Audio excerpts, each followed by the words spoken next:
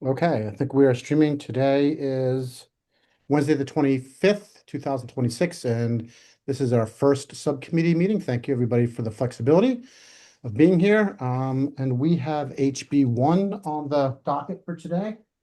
I just wanted to kind of go through a couple pieces. I know there was a lot of robust discussion for a couple of hours today on the bill, trying to figure out the best way to move forward that's in the best interest of the ratepayer and trying to achieve the goals that the bill originally set out. After after the committee meeting, we were just kind of huddled up, myself and the chair and a few others, trying to figure out the best way to kind of move this forward. So we did come up with an amendment that I think should simplify the bill and probably will shall assuage a lot of the concerns. Obviously, not all of them, but a significant number of concerns to just kind of make this a little bit easier and a little bit more clear moving forward. So I'm going to go over the kind of in broad strokes, and then Steve is going to jump in with some of the details. But essentially, what we thought that we would do is we would limit this to the executive, that we would limit this to the executives and to supervisors. We wouldn't have anything, and the whole bonus piece would be included, but we would strike the language when it comes to kind of bifurcating the difference between unions and non-union members. We just kind of felt that that was a lot of questions were had by that. So the thought was, let's kind of simplify that piece. Steve, do you want to go into, I mean, I'm trying to like very broad stroke the pieces just because we had so much debate. Steve, do you want to go into some more detail about exactly which lines, or I know you were working on it. We're trying to find out what the current salary of the chair of the Public Service Commission is. So there's a couple pieces we're still working on, but with that said, does anybody have any, thoughts about that conceptually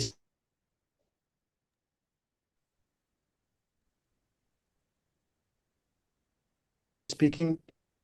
Can Can you anybody hear hear me? me? Yes, you're Yeah. back. Okay. Well, let me ask Steve first. Steve, did I encapsulate basically what the amendment would do? I think so, except I believe you didn't mention these changing the salary threshold to represent the or reflect the PSC chairman. I, you sort of mentioned it, but you weren't explicit. Yeah. That's a piece. I think maybe I broke up on that part, but yeah. So I'm going to go ahead and go through questions and we'll go from there. Delegate Morgan? Thank you, Mr. Chair. I totally agree with you on the intended target. I believe should be the executive, the vice presidents, all those guys at the top. No trouble at all. I have a question though on the definition of supervisor.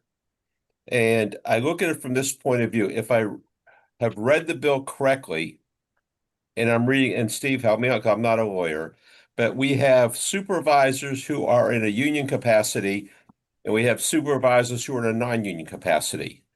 And in any particular circumstance, a supervisor is responsible for people, blah, blah, blah. So my question is, is there a way to redefine supervisor in such a manner that, let's say, I'm a supervisor of a line crew, and I'm a BGE or Pepco or whoever it is employee, and I go out there and I'm making $80,000 a year. I'm just throwing a number out there. But I don't think that those supervisors per se should be penalized for a bonus that they're going to receive. I think you used the example, a supervisor could be out in this ice storm for, a week and a half trying to get things done. And he's paying, he's bearing the brunt of the weather and things like that. And if you had a union supervisor out there doing the similar work, that individual would be eligible for a bonus. So my big not fight, but my big concern here is how do we can we get a better definition and encapsulate supervisor? Mr. That, Chair, do you mind because I think that one thing that you said at the beginning might not have registered. Those people are no longer included in this bill. They would have to be executives making the $260,000 a year in total compensation. So we're not, and I think that's accurate. Is that accurate, Mr. Chair? So we're really not talking about those supervisors who are making $80,000 or $100,000.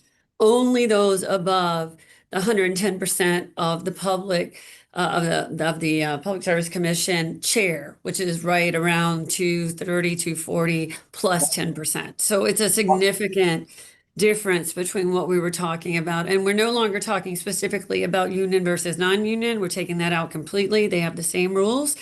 And stop me if I'm wrong, you guys. No. I Yeah. think, why don't we let Steve go through it? Because I Yeah. know, Like, okay, so you guys have something different that you're reading from that I don't. Well, no, we just made these decisions. hold on. With Why don't we let Steve go through your it? permission, Mr. Chair, I'll try to share my screen. I'll show you these amendments in concept here. Thank you. Okay. Let me make sure I have the right screen going here. Okay. Okay. So we should be seeing, okay, it's buying up. Okay. House Bill 1, we're going to scroll down if you're following along on a different piece of paper. We're on page 3. And I've highlighted the amendments in concept here. What we're going for is removing subsection C3, which applied to all employees. So paying a bonus to an employee, so more than just a supervisor. Strike that.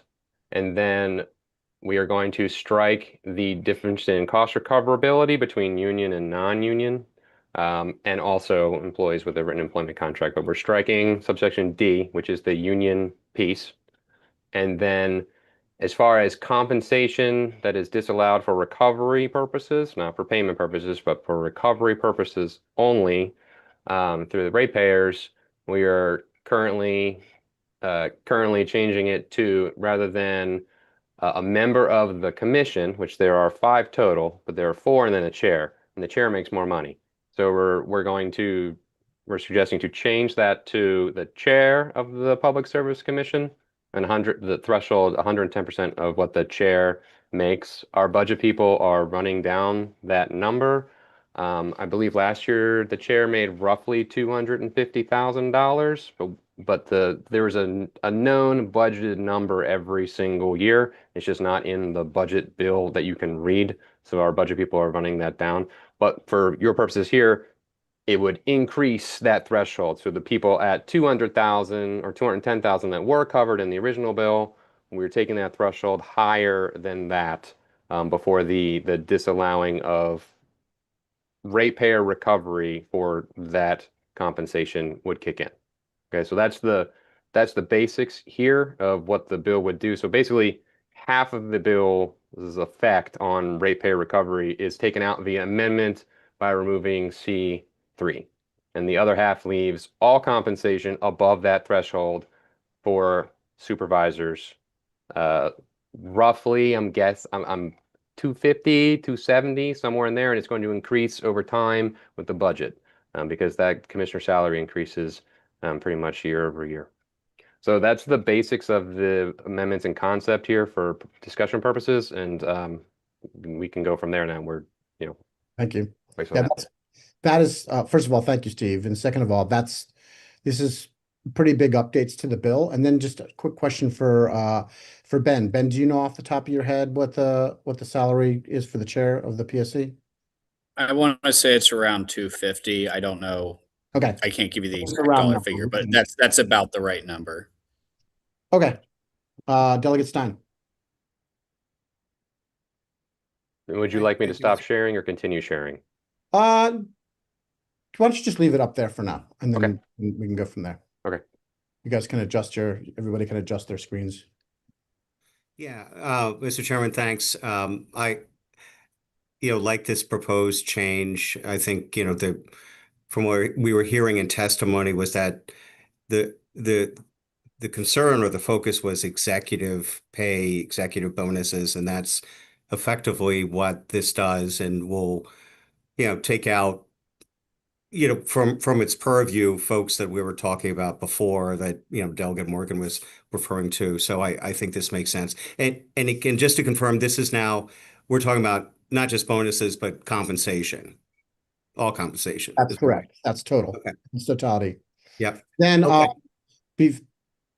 Steve, I don't know if you want to very quickly go through the other Yes. amendment. That way everybody can talk about it instead of going back through again. You want to just go on the other amendment? Yes, the other amendment that we were proposing would be right now this is applying to the individual utilities, and it was actually in the Office of People's Counsel testimony, the written testimony. They had information. There was their second amendment proposal, and there was basically letting us know that, hey, holding companies allocate some of their executive compensation to our IOUs, to our utilities, and we should disallow that transfer, that our ratepayers paying for that in the same way that the rest of the bill is working for the rest of our in-state utilities. So that amendment would basically apply the same sort of effects to Exelon and other holding companies of our investor-owned utilities for whatever amount that gets allocated down through to us. We would disallow that as well. To kind of inoculate up the ladder a little bit. I think that's one way to put it, yes. Okay. Doug and Rocky. Oh, thank you, Mr. Chair. Am I frozen? Okay, no, it looks like I'm not frozen. Sorry, I thought I was frozen, Mr. Chair. Two questions. Maybe this is for Steve or maybe this is for you, Mr. Chair. So when we're looking at compensation, it seems to be a very broad term. So does that include, say, if someone is getting payments for going to college, going to grad school, like does that factor into compensation here? And if that puts them over that benefit, are they now no longer eligible? If they're getting some sort of tuition reimbursement to get a bonus?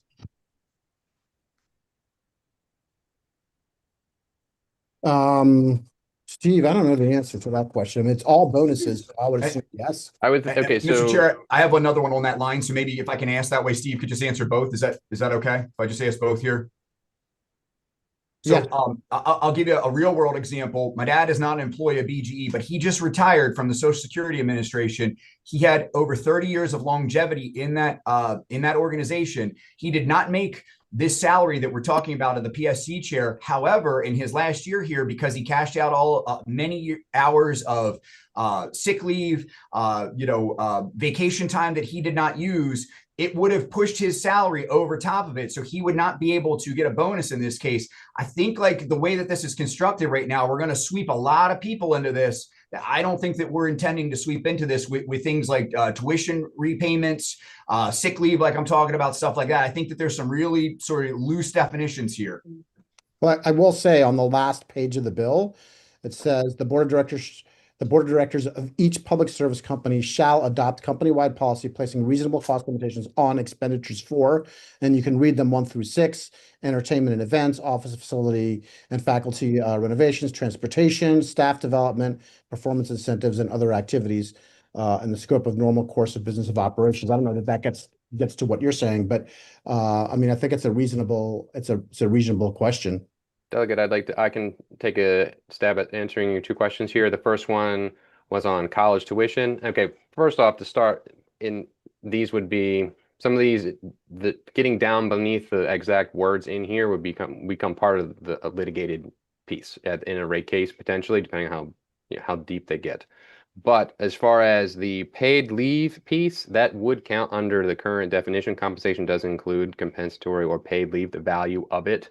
It's worth keeping in mind that this bill does not stop the company from paying that out. It stops the company from, as amended, an amount that goes above this threshold is not recoverable from Maryland ratepayers. It would be recoverable from their shareholders instead. It does not stop the payment. I've heard a couple times today, but calling it a cap or a threshold, it's important to just keep in mind what the threshold is in this case, and it would be that. So, so it's a bit of both. And that would probably be somewhere in the neighborhood of $275,000, $280,000, which is a significant amount of money. But again, to be clear, to go off of what Steve just said, I mean, they can pay above that if they want. It just has to come from, it can't come from the ratepayer. It has to come from the shareholder. No, Mr. Chair, I fully appreciate and understand what you're saying. I just think that that's fundamentally unfair to penalize someone like my father. And I bet you there's people inside of BG and Pepco. I know that there's about 1,000 employees in Baltimore County that are either BG or Pepco employees that fall into that basket that would go over top of this threshold for simply being someone that has shown up to work every day and not missed time, not been sick, that are not folks that are making this regularly, but when they go to cash out, they're going to push above that threshold and they may not get a bonus because of that. I don't think that that's what we're trying to do here, but I think that could be I think that could be the unintended consequence of what could happen here. Yeah, I mean, I think that's a good point. One of the things we could do is, do you have an amendment? Are you offering an amendment for this, or what? I would say that, you know, if someone is cashing out sick leave or vacation time when they're retiring, I don't think that we should count that in this compensation formula here. That seems unreasonable to me. Does anybody have any comments on that? I can support that. Yeah, you can't penalize a guy for not using his vacation while he's working, and then he retired and then, well, too bad, too sad for all those years you participated in the program. And Okay. I think that and Delegate Milwaukee's put on the college compensation, I don't consider that to be a bonus. I consider that to be part of, you know, the overall company. It's not even a bonus, not a perk. It's just, you know, you're trying to get the person to do better, and we help you with your tuition. No company treats that, in my defense industry, nobody treats that as a bonus. They just treat that as, you know, you're doing more for yourself and making the company better as you get better. Yeah, I think but Steve, that's considered bonus, isn't it?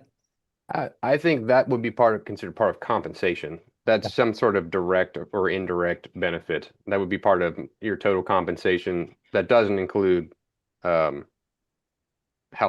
It's also important to keep in mind that that is not included in compensation. So, like, typically when you're talking about compensation, you would include like the value of your health benefits. That is missing. That is not in compensation for, like, in the bill right now. So it's but I think the tuition benefits, I think, would fall under the existing definition of compensation under one of the includes that is there. Steve, I can tell you that the IRS certainly considers those tuition benefits a part of compensation. You're absolutely taxed on those by the IRS. It would be, I think it's somewhere in here. It would count. Yeah. Bonus period payments. Yeah. Delegate Boyce. Thank you. I'm having a real hard time because nobody on either side of this hearing said that this was going to bring down rates for our constituents. And most importantly, if I understood correctly, is that the consumer ends up paying for this compensation dollar for dollar, regardless. So I thought this was about bringing down the cost that we would otherwise pay for these individuals who get this quote unquote compensation. Great. So great question. I know we did have some conversation about that.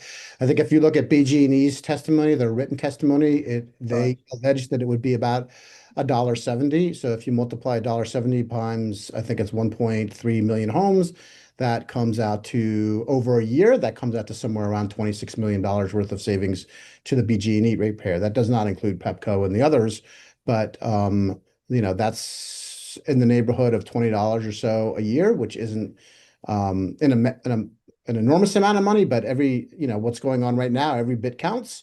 And if you take into consideration, multiplying that and doing the math out there, that's over $20 million worth of ratepayer savings.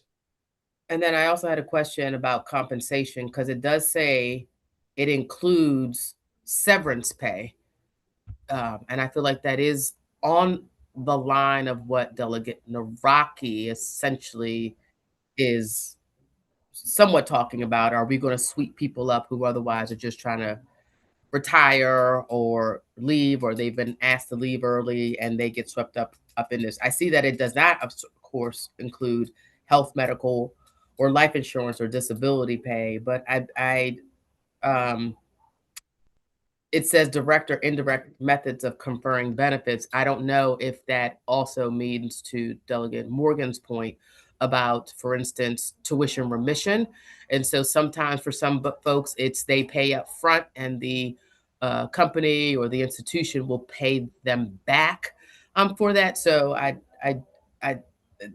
there was a strong point made about ordinary folks working who may get swept up in this, and therefore taking food off of people's table, which I'm not interested in doing. But you know, you did the math. It just didn't feel like anybody had an answer either way about what this really does for the ratepayer. And so that's just where I am, and I still have the questions about the compensation. Okay, understood. And again, remember the basic math that I did for you, that was only BG&E. I know you said that, yes. Okay. Well, let's keep going. Noted, Delegate Boyce, Delegate Allen. Thank you, Mr. Chair. Two quick things. Oh, am I frozen? Okay, I'm back. Two quick things. Number one, I did note in the BG&E testimony they mentioned it was like $1.70 based on an average of so many megawatts and so many therms. I took a quick glance, and the therms that they estimated the average being was about a third of what mine was for last month. Granted, it is a colder month, but it does sound like the savings might be a little bit more than their initial estimate. The other thing I want to mention, again, I think the proposed amendment we're talking about here will largely, it sounds like it's going to largely prevent those kind of middle management people from being swept up in this, if I understand it correctly. Yes. And also the compensation piece, I'm sorry, if you could scroll back up. I know I'm Sure. the compensation piece, it sounds like it's pretty it sounds like it's pretty comprehensive there, except for like it doesn't mention scholarships or anything in there, right? So if someone's getting scholarship compensation, I mean, again, I don't know what companies are paying for their C-suite executives to go get a second master's degree. Maybe they are, but I don't know. The scholarship and leave questions doesn't seem I don't know. I'm not overly concerned about sweeping people up in that. Am I understanding that correctly, Steve? Is your question, do we think scholarships and are included in compensation as defined? Yes.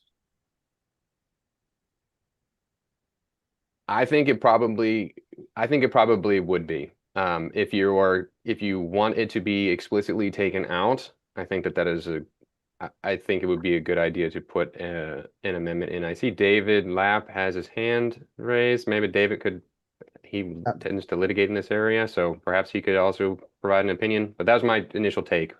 Okay, thank you. David?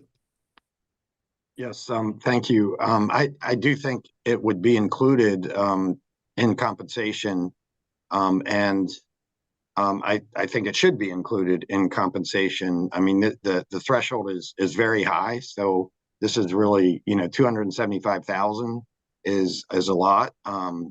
And to the extent that you do consider carving anything out, we would highly recommend that you would require the utility to make a demonstration. Our written testimony suggests clear and convincing evidence that the utility put in the record in a rate case that compensation is tied to serving utility customers, because these issues are, they're important, but they're very small potatoes in a rate case. Our office is, one of the primary parties that would, sort of look into this sort of thing. And we just don't have the capacity, because we have much more high dollar issues in a rate case. So I think Mr. Baker for the PSC said earlier that, that this level of detail doesn't come into evidence in rate cases, because we're just dealing with, we have a time schedule. Every rate case has to be done by a certain time. We have deadlines, and we have really big dollar issues. And so to close this, you would, if you create exceptions, I think you would want to do it by shifting the burden to the utility to demonstrate that payment above the 275,000 is tied to improving customer service, to serving customers. Thank you. Okay. Delegate Boyce, did you finish or did you have anything else? Okay. Delegate Morgan. Can I get the audio back on? Thank you very much, Mr. Chair. Two things. First, if we just used BG&E's example of $1.70 a month or any other utility out there, let's call it 2 for the sake of argument. So to me, I'm concerned about the ratepayer, not the big overall makes it look like we're saving a big lot of money. You're talking $25 a year, 12 times 2, $25, I call it. So I think that, the amount of money we're saving each individual, I don't know. I mean, I can afford $2 a month extra, $5 a month extra, but I really want to focus back on this supervisor thing and making sure that we're not excluding all of them from being able to get bonuses. And Steve, just help me because I'm slow. To making sure whether it be a union or a non-union guy who's out there working the lines, I want to make sure that They can get bonus. Delegate Morgan, they can get a bonus, but we're talking about $275,000. No, I get that. We're talking about over $250,000 of annual compensation. That is an extraordinary amount of money. As long as I can agree with you completely on the 275, because linemen, supervisors making 80,000 a year. So if you want to give them a 50% bonus, we don't care, correct?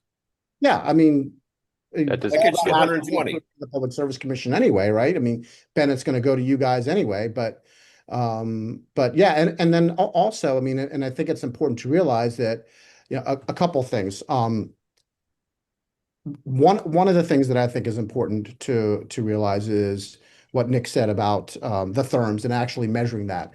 It might not seem like a lot of money to some people, but $20 to $40 or $50 a year is significant, even if it's over a year, or if it's $3 or $4 or $2 or $3 or $4 a month.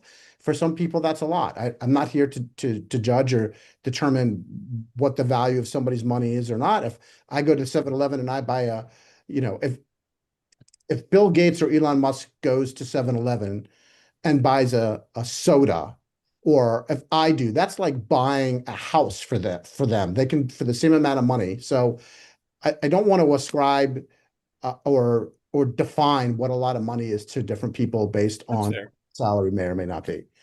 But I think Delegate Allen made a good point of, kind of measuring what that looks like. But anyway, does that help?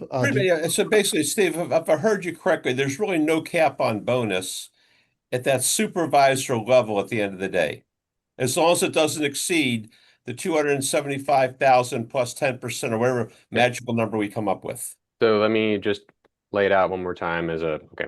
If you're an employee and you're not a supervisor, the bill won't affect you at all anymore. If you're just a lineman and you don't supervise anybody, you can get a bonus. This, as amended, as we're talking about here, doesn't affect you. What is remaining in the bill is compensation for a supervisor that is above roughly $275,000. Anything above that, and that is a very broad definition of compensation. Anything above that, the utility can still pay it. In fact, they can still pay it, but just like the financial performance incentives that they pay executives, it won't be recoverable from Maryland ratepayers. It will be recoverable from their shareholders. So that is what that does. So that's the as amended. That's what the bill is doing. So basically, then the salary and bonus for the supervisor, regardless of union or non-union, as long as it's under the 275, is recoverable. Correct. Yes, and that number will increase with the rate of the PSC commissioner, in this case, salary growth over time. Okay, thank you. Yes.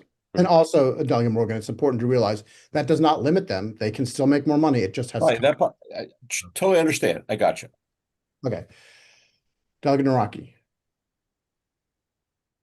Thank you, Mr. Chair.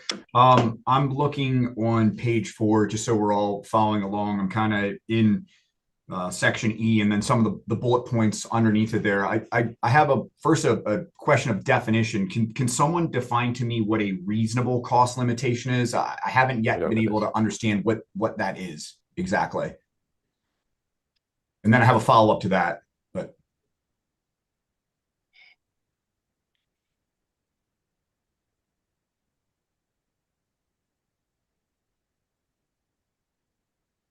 Steve, I don't know if you, I mean, I guess this is also interpretation, subject to interpretation by the Public Service Commission, because all this has got to still go to the Public Service Commission, right, Ben?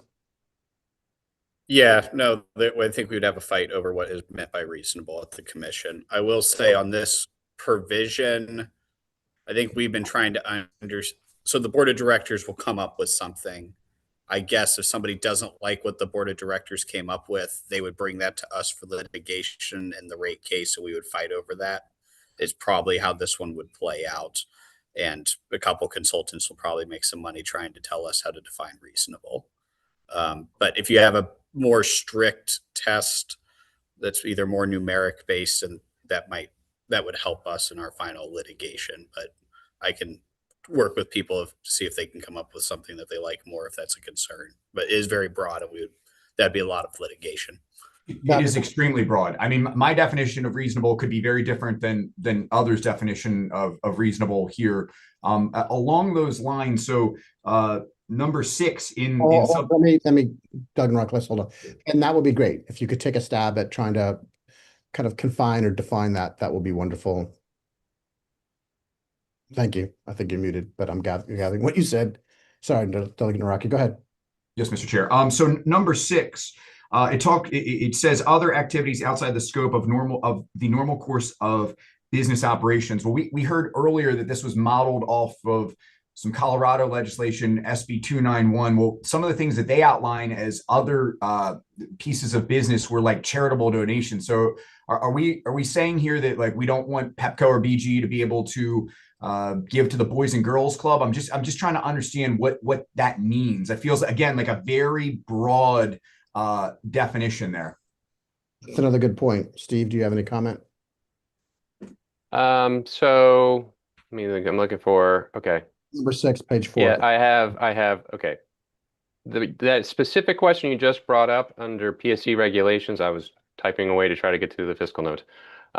Charitable contributions are already not allowed for rate-making purposes. In the current law of the fiscal note, there is a little more relevant detail about things that are and aren't allowed, which you can read. But charitable contributions, lobbying expenses, acquisition or use of a private plane. So some of these things are already disallowed. Just wanted to get that answer for you. Steve, could you tell me then what that is trying to capture there with number 6? Because I'm struggling to wrap my brain around what then that is trying to capture, that line. Perhaps if as an example that I could perhaps think of, golf seems like perhaps like one. So to me that reads as a sort of a belts and suspenders, other activities outside the scope of normal course of business operations. I think it's listing a bunch of those and it's saying other things. That's how I'm reading it right now. I'm just very concerned that's very broad. Doug Naraki, I would also suggest to you that, the point of this bill is to try to kind of confine what can be charged to ratepayers or not. So I think that while maybe we need to look at that as well to kind of better define it, I think that we, to what you said about making donations, like I think that starts to get into the question of why would ratepayers be on the hook for a utility making donations to nonprofits or whatever they may do. So, but I guess that's a conversation we can continue to have. But I think the point of the bill is to try to, strip down a little bit of what's allowable, and just these general donations, I think is a very good example of what should not be allowable, right? Sure. No, and I certainly appreciate what you're saying, Mr. Chair. I'm just trying to wrap it feels like, again, there's just some really broad stuff going on here that I'm just trying to wrap my head around. That's all. Okay. Delegate Allen, I'm just trying to go straight through the line. So I got Delegate Allen, and then Andreas, Ben, and then back to David, back to. Thank you, Mr. Chair. No, I just wanted to acknowledge that I like the amendment. I think it's an improvement. It's narrowing. It's in the spirit of what we're trying to do, right? We're trying to ensure that ratepayers' dollars are going where they need to go, and exorbitant bonuses are not being paid on the backs of ratepayers, and we're not sweeping up again middle management, union employees in it. I was actually going to move the amendments, Mr. Chair, but I can wait till Delegate Baylor says his piece because I see his hand is still up. Okay, thank you. Delegate Baylor. Thank you, Mr. Chair. Thanks, Delegate Allen. Just a few points. I have one technical question first, though. When we say with the amendments, let's say my salary is 276. If the cap is 275, let's say my calorie is 276. Are we saying that $1,000 above the 275 is the only non-recoverable part, or are we saying that 275 triggers the whole thing not being unrecoverable? Does that question make sense? Yeah, it does. It's that last 1,000. You'd have to go to the shareholders to recover that last $1,000. Great. That makes a ton of sense. That's And correct, right? Yeah. I do have confirmation from our budget analyst. I'm told that the chair makes 227,000. So it's a nice even 250,000. 110% is a nice even $250,000 dollars. Looks a little bit like this. This is what we were working with. This is what we are now working with. great. Okay. Thank you. Yeah, so all of that is still recoverable from through the proceedings. Great. That's good to know. I think secondly, just to echo Mr. Lapp's point, if we do go down the route of the tuition reimbursement thing, I would want to ensure that it does have a tangible benefit to the ratepayer, that tuition is in some way helping with their work to support and help the ratepayer. I think the third point I wanted to make is I heard a lot of conversation earlier today on this talent question, and I struggled with that a lot because I think we're talking about $250,000 now. I know a ton of state employees that are remarkably talented that make pennies on the dollar compared to that. Yeah. And then, a last point kind of to echo Delegate Allen is I think our biggest job this session is to protect the ratepayer. And I think this does this on two fronts. I think firstly, right, if we can save people, at least in the BG&E region, $20+ million a year, I think that is a huge win. But even more than that, I think it shows Marylanders that we are not going to allow people to reap profits when they're struggling. I mean, I know thousands of constituents that are struggling right now with their electricity bills. So with that, I'll get off my soapbox. Thank you, Mr. Chair. Okay, thank you, Delegate. I would also say, and I need to do the math to figure this out, but when you take into consideration all the investor-owned utilities, it's probably closer to 40 or 50 million. I think it's important to say that was just the math we had from BG&E, which may or may not be, back of the napkin math. So it is, I think it's significantly more than that. Andreas, Mr. Lopez. Chair, thank you very much. Good evening. First of all, thank you very much for the opportunity to participate here in the subcommittee. Just wanted to point out one quick thing on the statute, and that is the definition of supervisor. I think that I've heard a couple of delegates going back and forth about the title supervisor and what it actually means, but the bill actually defines supervisor as well. So I think that's an important point when we're looking at who would be covered here. There's a very specific, I believe there are 3 specific points that need to be understandable. Yeah, thank you, Steve, for pointing it out there. There you go. So you have 3 points for independent judgment plus the definition of the bona fide executive capacity under the Federal Fair Labor Standard Act. I think the question would be for PSC, when it comes to that. When this comes to the PSC, whether or not how easy it is to identify these folks based on these specific things. But I wanted to point it out that in the bill there is an even more carve out of who exactly this would be applicable to when it comes to supervisory role. Okay. Okay, Mr. Baker. Thank you. Just a couple things. First off, right now we're limiting it to the chair's base salary, but for the utilities, we're tying it to their compensation. Does it make sense, or would you want, as a policy, that to include the chair's full compensation, which would also include their vacation, sick days, and um, I'm assuming I don't think we don't really get much in the way of matching on pensions. So I think that's really what it's probably going to cover, or anything like that. Or do you want to keep it strictly to base pay? I think we want to keep That's it. a policy question for you, I guess. I think we want to keep it strictly to base pay. Okay. And then I guess second thing, addressing the last section with the board of directors, one thing you could do to narrow the discussions that we might have in the future is some sort of statement along the lines for things that, on which the company will seek rate recovery, such that, you know, we clearly don't let them do charitable contributions and base rates today if they want to donate to their heart's content. That's not something that we would seek a company policy on them limiting, because it's not going to impact the rates. So that might be a clarifier there that would then, you know, hopefully add a little bit of clarity there. And then I guess finally, for as I take Sorry, say that again. under E, if you added anything along the lines of for which they seek rate recovery, Right. in which case then we're limiting it to the scope of things that we would talk about in a rate case instead of things that we clearly don't talk about today, but get more nebulous. Talking about this, Ben, Yes. something like this, for which the utility intends to seek rate recovery, Right. something like that. Okay. Yeah. That's what we're talking about. Yeah. Yes. And then I guess the last thing, once again, policy question. I have heard, but it's gone back and forth. So I'm trying to understand the intent. If we were targeting only C-suite, if your goal is to have this bill applicable to the C-suite or to a broader set of supervisors, because currently we're talking about those. I've heard the definition of base pay of or not base pay of total compensation being 250,000. But I've also heard a lot of the time people are talking about the executives or the C-suite executives as being those who you wish to cover with this. And I think the definition could capture more the latter and not just the C-suite. So that's just for your thought. I just wanted to make sure, just to flag that.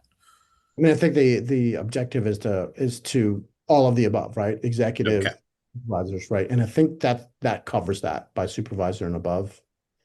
Right. I think it is more broad, because I was looking at the definition of executive capacity after the hearing, and that seems still pretty broad in terms of really covering more of the definition of a supervisor.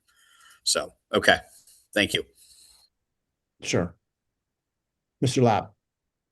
Yeah, I agree with everything Ben just said. I think the intent of the language in E is to address what that language, that added language does. I wanted to be, I think, you know, just a little room, and the utilities will move that room into, you know, a truck driving through a little gap. So, and that means, as I think Ben suggested, it means, you know, litigation experts. We have to put on expert witnesses. So that question about what is reasonable, I think, is an important one. And we propose some language in our, well, we suggested the same clear and convincing language on this provision to make the utilities show that 1 through 6, to the extent that they are,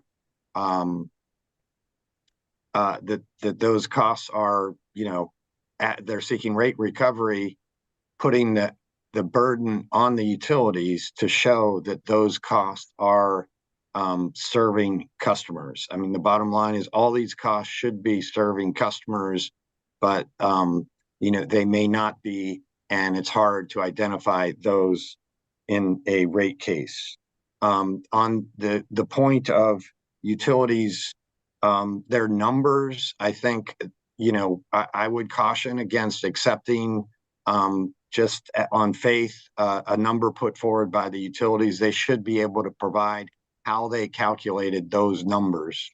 And, you know, we when we provide numbers, we will always share how we calculated those numbers and our assumptions. And certainly BGE should be able to do the same.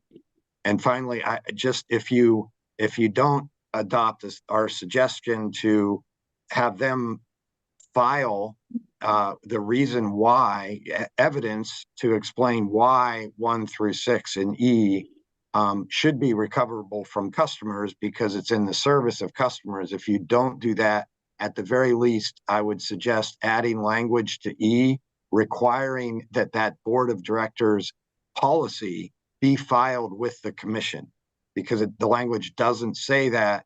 And without that language, we may never get to see that policy. Okay.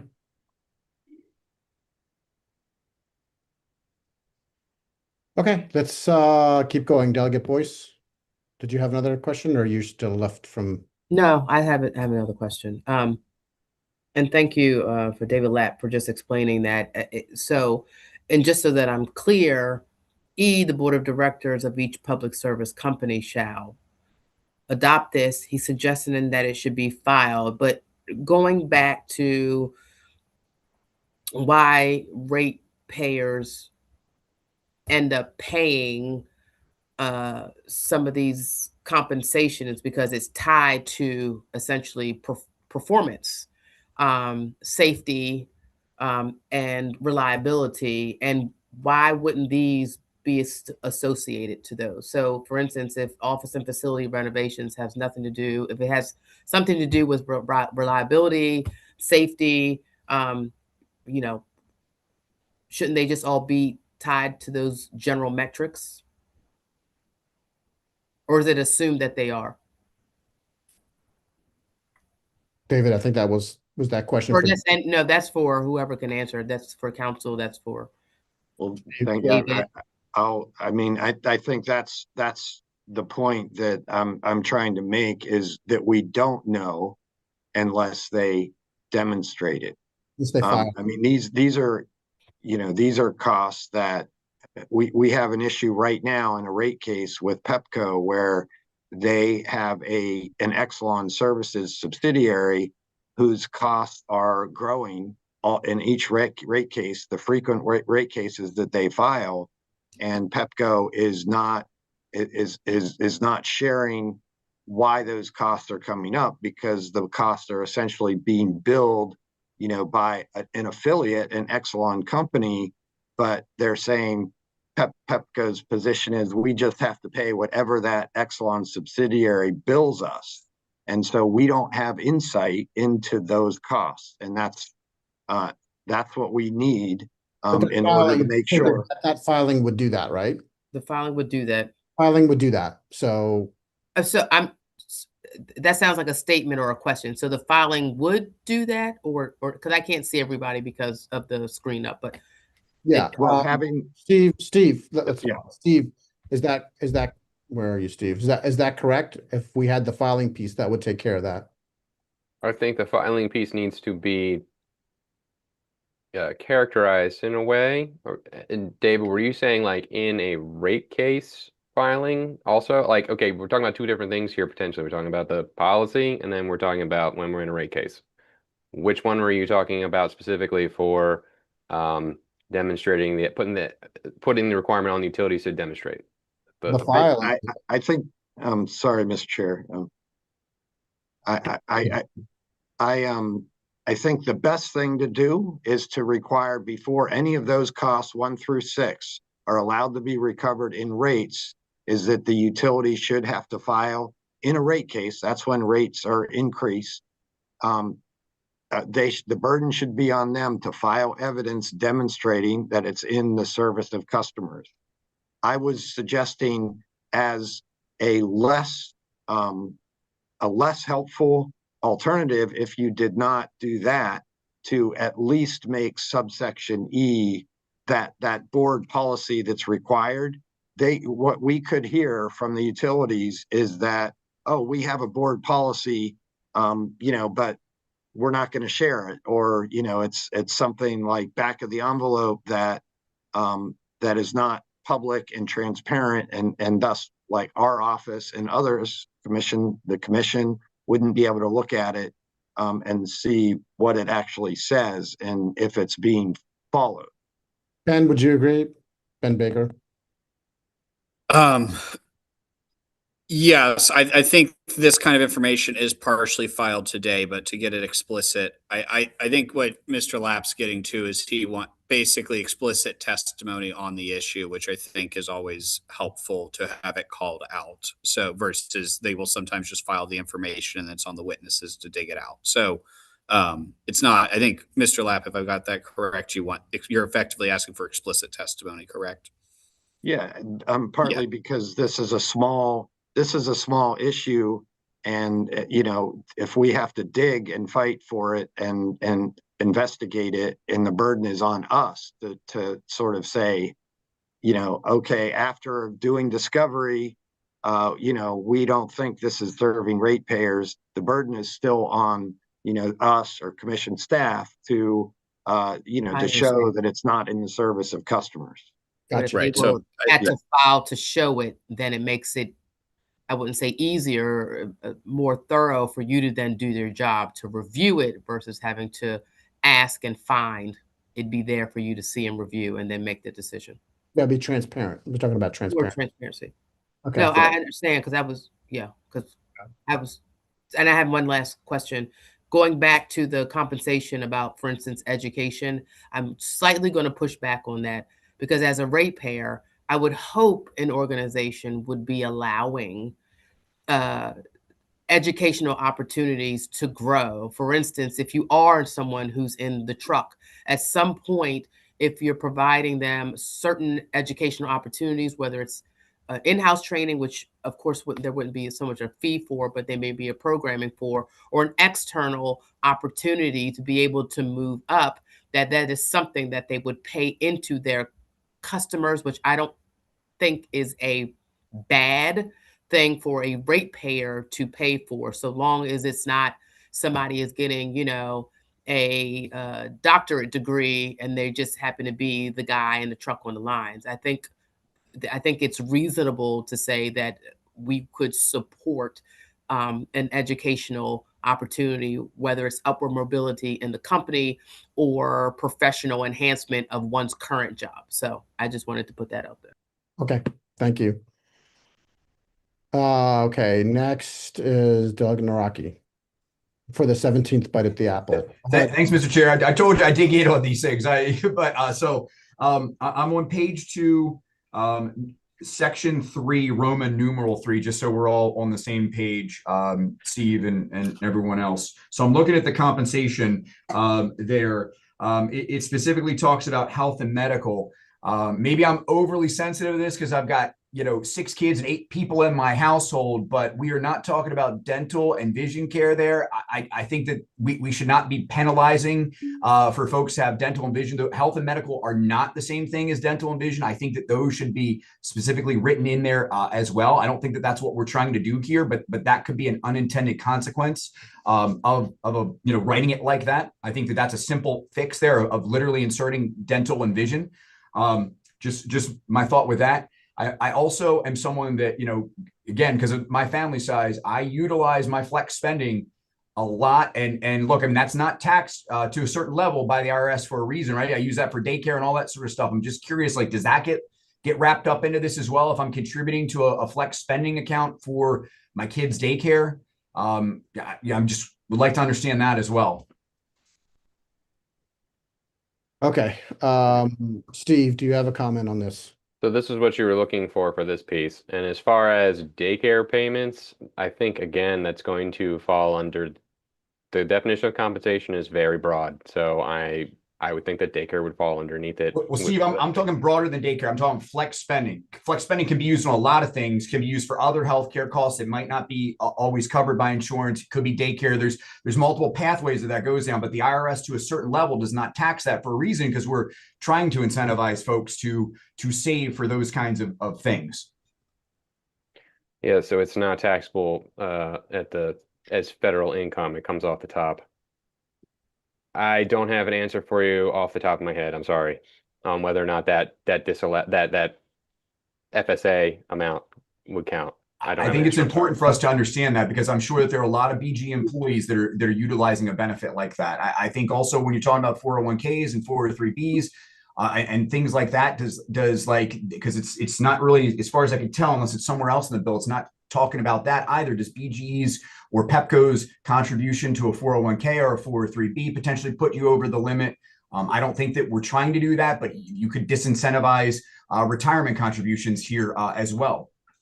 Yeah, I think it's important, and I'm not disagreeing with what you're saying, Delegate Naraki, but at some point, I think we have to have a conversation about what we're doing. I mean, this is about kind of keeping costs down for the ratepayer. And I'm not saying I disagree with what you're saying, but if we continue to pile on with what everybody wants to pile on, then it's just going to keep on going and going and going. Because every time we come back, you have another ask. I'm not trying to be difficult, but then there's another ask and another Mr. ask. Chair, I certainly really, it starts to balloon now, and then we're trying to figure out, okay, well, how are we saving the ratepayer if I'm just saying. No, Mr. Chair, and I certainly appreciate that. I think the stuff that I'm saying though is not like wild, far-fetched things here. When I'm talking about 403bs and stuff like that, that folks could get caught up in thresholds here because of things like that. When you start putting the totality of this together, a 403b contribution, something that you're putting into your flex spending, a tuition reimbursement, all this sort of stuff could stack up to get you to a threshold where you don't qualify. And I don't think that's what the intent of this legislation is, but that could be the ultimate outcome. Right. And I get that. But again, keep in mind, we're talking about people who are making over $250,000. Delegate Allen. Thank you, Mr. Chair. Yeah, no, I just was going to say what pretty much what you just said, Mr. Chair. We're talking about people making $250,000 at a time when people are debating whether or not they need to pay their utility bill or if they're going to go without medication for the next month. So with that, I'm going to move the amendments. Okay, but let's be clear. Well, hold on a second. Okay. Delegate Stein, did you have an additional comment that is germane to this? Yeah, I'll be quick. It's not in anything that's before us right now, but I just wanted to say on section E, I'd be leery about making a requirement of a clear connection to customer benefits for all of those, because, for example, office and facility renovations, I mean, you want a utility company's staff to work in modern facilities.